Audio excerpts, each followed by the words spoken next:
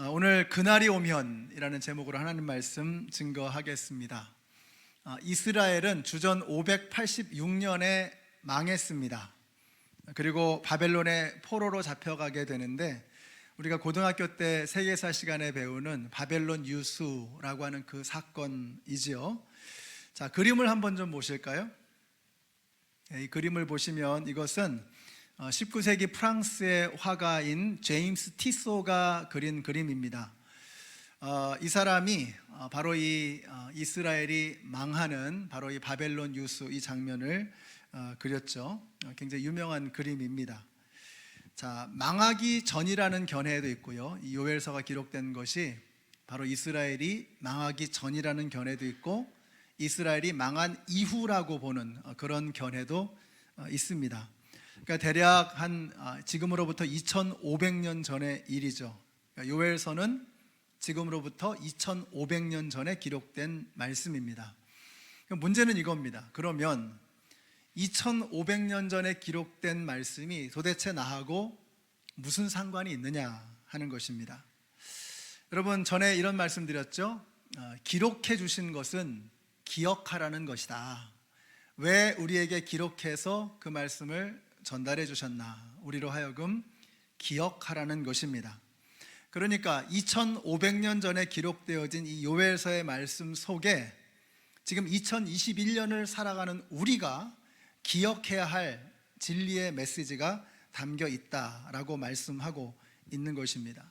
정말 그렇죠. 만약에 2500년 전에는 맞았는데 지금은 틀리다, 그럼 그건 진리가 아닙니다.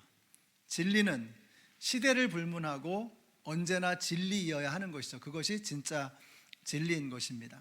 하나님의 말씀은 진리인 줄로 믿습니다. 그러므로 그 말씀은 2500년 전에 이스라엘에서도 진리이셨고, 지금 이 땅을 살아가는 2021년 이 땅을 살아가는 우리에게도 진리인 줄로 믿습니다. 그러니까 우리는 2500년 전에 기록되어진 이 말씀을 통해서 오늘 우리에게 주시는 그 하나님의 메시지를 들어야 하는 것입니다.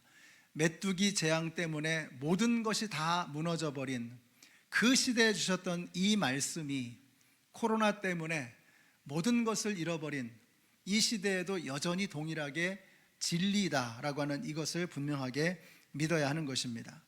자, 그러면 그 진리가 뭐냐 이거예요. 그 진리, 하나님께서 우리에게 주시고자 하는 그 진리가 무엇인가? 하나님을 떠난 인간은 망한다는 것입니다.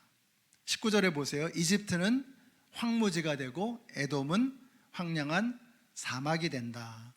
자, 이집트와 에돔은 가장 대표적인 이스라엘의 대적자들입니다.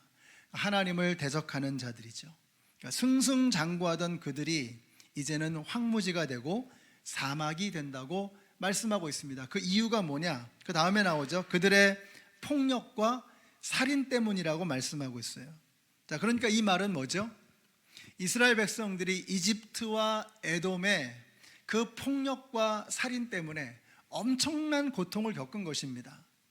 그때 이스라엘은 하나님을 원망했을 것입니다. 하나님, 우리에게 왜 이렇게 하십니까?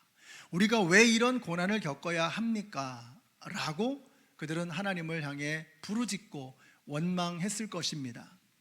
자, 그런데 하나님께서 뭐라 그래요? 그들을 사막이 되게 하고 황무지가 되게 하시겠다는 거예요. 이유가 뭐냐? 그들의 폭력과 살인 때문이다. 무슨 말이에요? 하나님께서 다 보고 계셨다는 겁니다. 그들의 폭력과 불의와 잘못을 하나님이 다 헤아리고 계신다라고 우리에게 말씀하고 있는 거예요. 그러므로 여러분, 억울해하지 마십시오. 악인의 형통함을 부러워할 것도 없습니다. 하나님께서 다 보고 계시기 때문인 것이죠. 여러분, 우리가 하나님 안에서 누리는 정말로 큰 축복이 있습니다. 하나님을 떠나면 우리의 인생은 황무지가 되고 사막이 되지만, 그러나 하나님 안에서 누리는 축복, 하나님에게로 돌아오면 누리게 되는 엄청난 축복이 있습니다. 오늘 그것을 중점적으로 살펴보려고 합니다. 첫째가 뭐냐면요, 새로운 역사가 시작된다는 것입니다. 16절 보세요. 주님께서 시온에서 외치시고 예루살렘에서 큰 소리를 내시니 하늘과 땅이 진동한다. 우리가 하나님께로 돌아갈 때 하나님께서 우리에게 나타나실 때 우리의 삶에 부어지는 엄청난 축복이 있습니다. 그게 뭐냐면 하늘과 땅이 진동하는 것입니다. 그래서 새로운 역사가 일어나는 거예요. 아마 여러분도 기억하실 것입니다. 여러분 그 옛날에 왜 그 만원 버스 타던 기억나시죠? 한국에서 출근 시간, 퇴근 시간 되면 막 만원 버스가 엄청납니다. 그 버스 안에 사람들이 꽉꽉 들어차죠. 그때 기술 좋은 우리 운전기사 아저씨가 어떻게 하세요? 이렇게 핸들을 슬슬 꺾으면서 이렇게 저렇게 흔들어 가지고 승객들을 적당히 이렇게 배분을 시킵니다. 그러니까 운전기사 아저씨가 운전대만 살살 흔들어 가지고 버스만 흔들어 놔도 승객들이 자리를 잡거든요. 자, 하나님께서 하늘과 땅을 흔드시는 겁니다. 진동시키는 거예요. 하나님께서 진동시키시면 모든 어그러진 것이 바로잡아지고 모든 무너진 것들이 새롭게 되는 역사가 나타나게 될 줄로 믿습니다. 그래서 우리가 하나님께로 돌아가게 될 때 우리에게 주시는 축복이 뭐냐? 새로운 하나님의 역사를 이루시는 것입니다. 그동안의 모든 잘못된 것들을 바로잡으시고 어그러진 것, 무너진 것을 새롭게 하시는 하나님의 역사가 우리 가운데 시작되는 것입니다. 우리 연합장로교회 성도님들이 저와 여러분의 삶 속에서 역사하시는 그 하나님의 흔드시는 손길을 경험하게 되시기를 바랍니다. 여기서 이 진동한다라고 하는 이 말은 라쉬라고 하는 단어를 쓰는데 이게 무슨 말이냐? 두 가지 의미가 있습니다. 하늘과 땅을 진동하는 거예요. 이 세상을 흔드시는 겁니다. 두 번째 의미가 뭐냐면 우리의 마음을 흔드시는 거예요. 하나님께서 이 세상을 흔드셔서 이 세상의 모든 어그러진 것들을 바로잡으시는 놀라운 역사가 이루어질 것입니다. 동시에 하나님은 우리의 마음을 흔드시는 거예요. 우리의 마음을 흔드셔서 천하보다 소중한 여러분의 삶 속에 새로운 역사를 이루시는 것입니다. 하나님께서는 어린 저의 마음에 들어오셔서 저를 흔들어 놓으셨어요. 두려워 떨게 하셨습니다. 그리고 하나님께서 당신의 자녀로 불러주셨습니다. 그래서 저는 하나님께서 마음을 흔드시는 그 하나님의 손길을 저는 알아요. 지난주에 새가족반을 하면서 우리 성도님과 함께 이야기를 하면서 언제 예수님을 영접하셨어요? 질문했더니 1년 전이라 1년 전. 1년 전에 무슨 일이 있었느냐? 건호라는 아이가 있습니다. 22일에 이 아이가 이제 수술을 받을 겁니다. 오늘 아까 인사하신 분이 바로 건호 아빠이십니다. 이 아이가 태어나면서부터 아파요. 그래서 태어나면서부터 얼마나 고생을 했는지 몰라요. 그래서 온 가족이 그 아픔 때문에 그 건호 때문에 하나님을 만나게 된 거죠. 건호 때문에 엄마와 아빠가 예수님을 믿게 되고 이모가 예수님을 믿게 되고 할아버지와 할머니가 예수님을 믿게 된 거예요. 그래서 가장 추웠던 때가 1년 전이라고 말씀하셨고 가장 따뜻했던 때가 바로 1년 전이라고 말씀을 하시는 거예요. 건호가 아파서 가장 추웠고 그 추운 시간에 하나님을 만나게 되어서 가장 따뜻했다는 것입니다. 하나님은 우리의 삶을 이렇게 흔드십니다. 그런데 그냥 괜히 흔드시는 게 아니라 짓궂어서 흔드시는 게 아니라 저와 여러분을 너무나 사랑하시기 때문에 우리를 흔들어 깨우시는 하나님의 사랑의 손길이라고 하는 것입니다. 22일 날 이제 수술 시간이 정해지면 여러분에게도 알려드리려고 그래요. 온 교회가 함께 기도해 주세요. 제가 이 아이를 보면서 제 생각이 자꾸 나는 거예요. 저도 제가 아팠을 때 어렸을 때 온 교회 식구들이 저를 위해서 기도해 주고 제가 그것 때문에 하나님을 만나고 이 자리에 서 있는 거죠.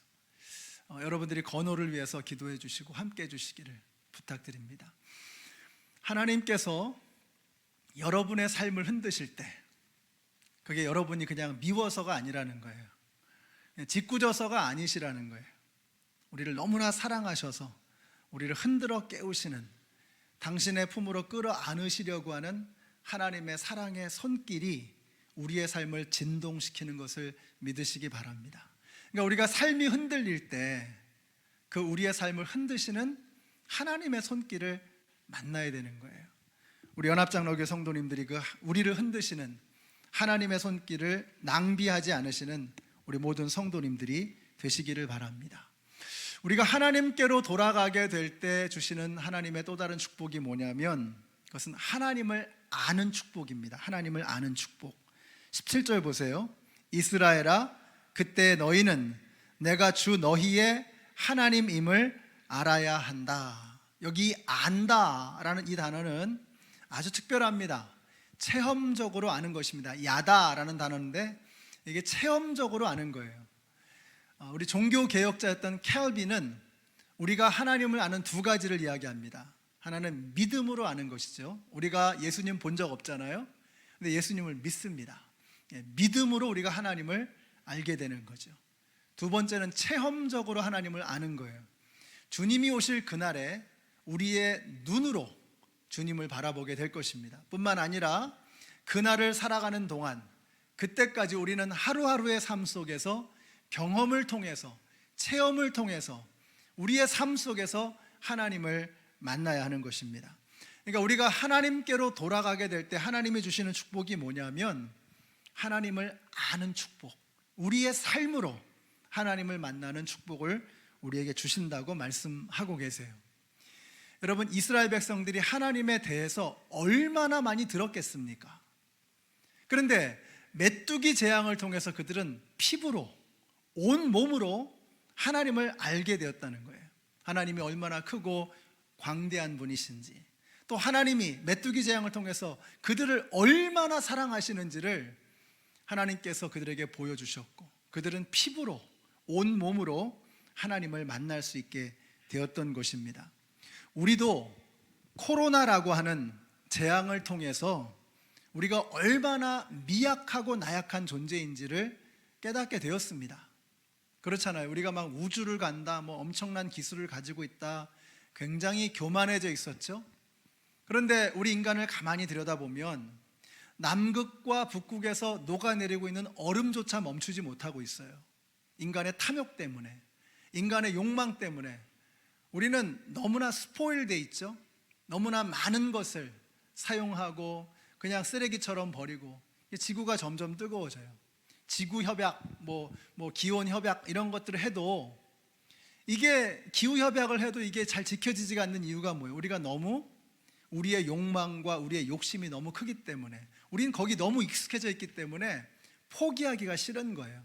계속 사용하는 거죠. 엄청나게 많은 쓰레기를 내놓고 있죠. 지구가 뜨거워지고 있습니다. 그것도 해결하지 못하고 있어요. 우리 인간이 얼마나 미약하고 나약한가.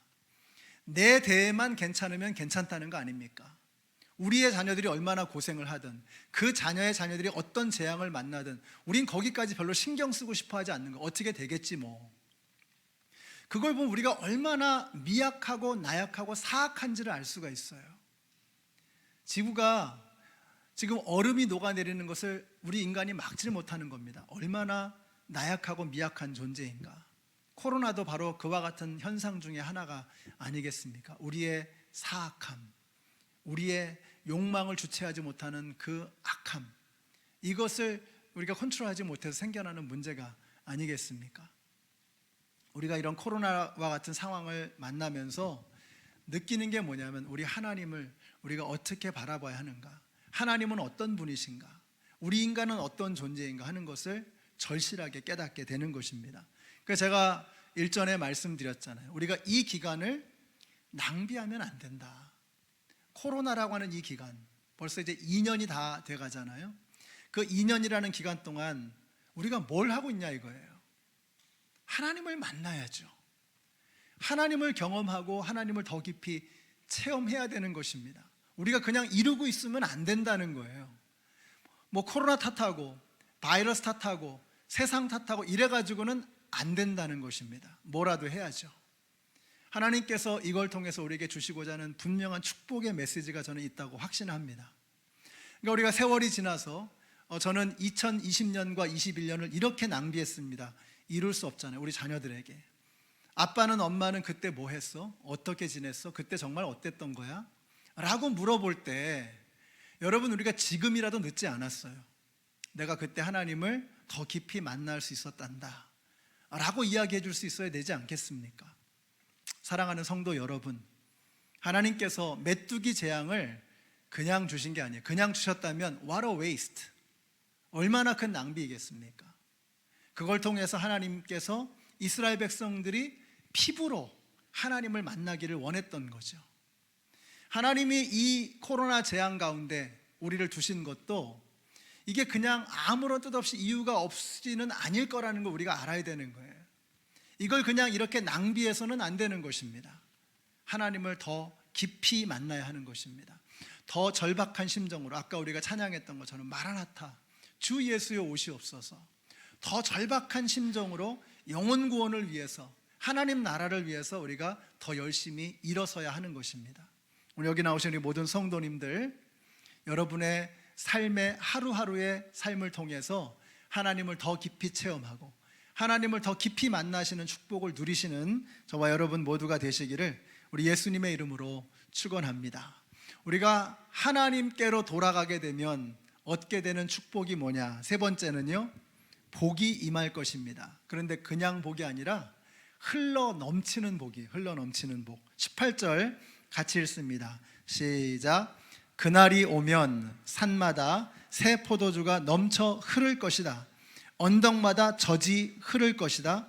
유다 개울마다 물이 가득 차고 주의 성전에서 샘물이 흘러나와 시딤 골짜기에 물을 대어줄 것이다. 자, 여기에서 보여주는 그림이 뭡니까? 여러분 18절 말씀을 가만히 묵상해 보면, 머릿속에 그려보시면 이 그림을 통해서 우리에게 보여주시고자 하는 메시지가 뭐예요? 흘러 넘친다는 거예요. 오버플로잉 하는 것입니다. 사랑하는 성도 여러분, 하나님의 나라는 흘러 넘치는 것입니다. 오버플로잉 하는 것입니다. 하나님이 에덴 동산을 창조하시고 거기에 물이 흐르게 하셨죠. 4개의 강이 흐르는데 그게 에덴 동산만 적시는 게 아니에요. 천지 사방으로 흘러가서 온 세상을 적시는 물의 근원이 된 것입니다. 하나님의 나라는 흘러 넘치는 거예요. 예수님이 물로 포도주를 만드셨어요. 그런데 이게 모자라게 조금 먹을 정도가 아니라 넘치도록 만들어 주셨죠. 오병이어로 배고픈 사람들을 먹이셨는데 그냥 겨우 간신히 욕이라도 할 정도가 아니라 다 배부르게 먹이시고도 12광주리를 넘게 남기신 거예요. 하나님의 나라는 오버플로잉, 흘러 넘치는 것입니다. 오늘 여러분의 마음속에 하나님의 나라가 임하게 되시기를 바랍니다. 그러니까 보좌에서 흘러나오는 하나님의 은혜가 우리의 심령을 적시고 거기서 끝나면 안 되죠. 흘러 넘쳐서 오버플로잉해서 여러분의 가정으로, 여러분의 직장으로, 여러분의 삶의 자리로 흘러가야 하는 것입니다. 자, 그래서 뭐라고 말씀하세요? 주의 성전에서 샘물이 흘러나와 시딤 골짜기에 물을 대어줄 것이다. 주의 성전에서 샘물이 흘러 넘치는 거죠. 그게 시딤 골짜기까지 간다는 거예요. 시딤이 어디냐? 사해의 북동쪽에 있는 곳입니다. 자, 이곳은 너무나 메마른 곳이에요. 비가 거의 내리질 않습니다. 그래서 거기에 살 수 있는 식물이 없어요. 딱 하나, 아카시아만 겨우 버틸 수 있는 겁니다. 그래서 아카시아 숲이 만들어진 거예요. 자, 시딤이 뭐냐? 시딤이라는 말 자체가 아카시아 숲이라는 뜻이에요. 그러니까 생명체가 살 수 없는 가장 척박한 환경. 근데 그곳에 물이 흘러 넘친다는 거예요. 그 물이 어디서 나와요? 주의 성전에서 물이 흘러나와 시딤 골짜기를 채울 것이라고 말씀하고 있는 거예요. 그러니까 생명체가 살 수 없는 그곳에 생명이 넘치게 된다는 것입니다. 근데 그 생명의 물이 어디서 나온 거예요? 주의 보좌에서, 주의 성전에서 흘러나왔다는 거예요.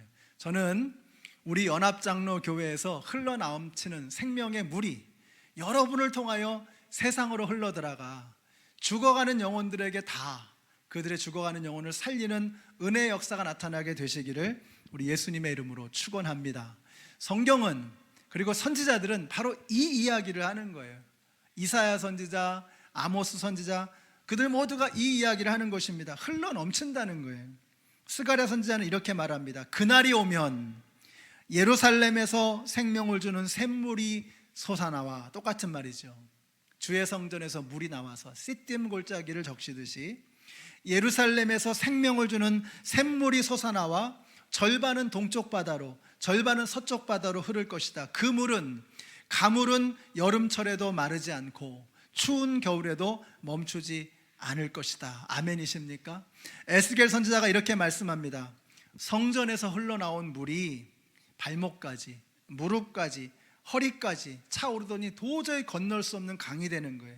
그리고 어떤 일이 일어나느냐? 같이 읽습니다. 시작. 이 물이 바다로 흘러 들어가면 죽은 물이 살아날 것이다. 이 강물이 흘러가는 모든 곳에서는 온갖 생물이 번성하며 살게 될 것이다. 이 물이 사해로 흘러 들어가면 그 물도 깨끗하게 고쳐질 것이므로 그곳에도 아주 많은 물고기가 살게 될 것이다. 강물이 흘러가는 곳이면 어디에서나 모든 것이 살 것이다. 아멘이십니까? 여러분, 주님의 보좌, 하나님의 생명의 그 물이 주님의 보좌에서 흘러 넘쳐 죽어가는 세상을 살린다는 거예요. 우리가 여호와께로 돌아가면, 우리가 하나님께로 돌아가면 어떤 축복이 임하느냐? 오버플로잉하는 하나님의 블레싱이, 흘러 넘치는 하나님의 축복이 우리를 통하여 이 땅 가운데 임하게 되는 것입니다. 예루살렘에서 흘러나오는 그 생명의 물, 주님의 보좌에서 흐르는 그 생명의 물이 저와 여러분의 가정과 이 땅을 살리는 하나님의 역사가 되게 되시기를 우리 예수님의 이름으로 축원합니다. 오늘 말씀을 마치겠습니다. 2500년 전의 말씀은 지금도 진리입니다. 저는 이것을 믿습니다. 한번 생각해 보세요. 그때는 맞고 지금은 틀리다. 그건 진리가 아닌 거죠. 그때의 진리였던 하나님의 말씀은 풀은 마르고 꽃은 시드나 하나님의 말씀은 영원하리라. 그때 진리였던 이 말씀은 살았고 운동력이 있어 지금도 우리에게 진리로 역사하는 것을 믿으시기 바랍니다. 그러니까 우리가 하나님을 떠나면, 진리가 뭐냐? 하나님을 떠나면 우리의 인생은 황무지가 된다는 것입니다. 사막이 된다는 거예요. 그때도 지금도 이 말씀은 진리인 줄로 믿습니다. 그러나 하나님께로 돌아가면 하나님께서 우리에게 놀라운 축복을 부어 주실 거예요. 그때에도 지금도 이 말씀은 진리인 줄로 믿으시기 바랍니다. 어떤 역사가 일어나느냐? 하나님께서 천지를 진동하실 거예요. 우리의 인생을 뒤흔드실 것입니다. 그래서 새로운 역사를 이루실 것입니다. 온몸으로 하나님을 만나는 은혜의 체험이 우리 가운데 있게 될 것입니다. 하나님의 보좌에서 흘러나오는 생명의 물이 우리의 영혼을 적시고 우리를 통하여 세상을 살리는 역사가 나타나게 될 줄로 믿습니다. 이 말씀은 2021년을 살아가는 저와 여러분에게도 여전히 진리인 것을 믿으시기 바랍니다. 이제 우리가 요엘서를 다 마쳤습니다. 자, 요엘의 뜻이 뭐죠? 여호와는 하나님이시다. 다시 처음의 메시지로 돌아가는 거예요. 처음 시작할 때 요엘은 하나님은, 여호와는 하나님이시다, 이 뜻이라 그랬죠. 요엘서의 핵심은 바로 이겁니다.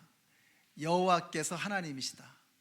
이스라엘 백성들은 돈을 하나님처럼 모시고 살았고, 바알이라는 우상을 하나님처럼 모시고 살았고, 풍요와 쾌락을 하나님처럼 여기며 살았습니다. 그래서 그들이 망한 겁니다.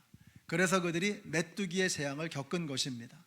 그러나 여호와께로 돌아가면, 하나님께로 돌아가면, 우리가 여호와를 하나님으로 여기며 살아가는 삶을 시작하면 하나님께서 우리에게 놀라운 복을 주시고 새로운 역사를 이루신다는 것입니다. 이것은 2021년을 살아가는 저와 여러분에게도 동일한 진리의 말씀입니다. 우리 연합장로교 우리 모든 성도님들이 세상에 다른 어떤 것이 아니라 여호와가 하나님이시다라는 이 고백을 가슴에 품은 요엘로 이 땅을 살아가게 되시기를 우리 예수님의 이름으로 축원합니다. 기도하겠습니다.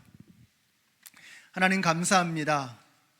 저희들이 오늘 말씀을 통해서 우리를 뒤흔드시는 하나님의 은혜를 다시 한번 경험하고 만나며 생각하게 하시니 너무나 감사합니다.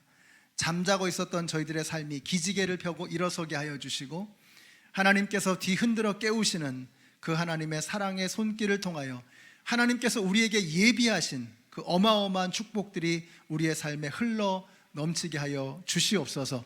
예수님의 이름으로 기도드렸습니다. 아멘.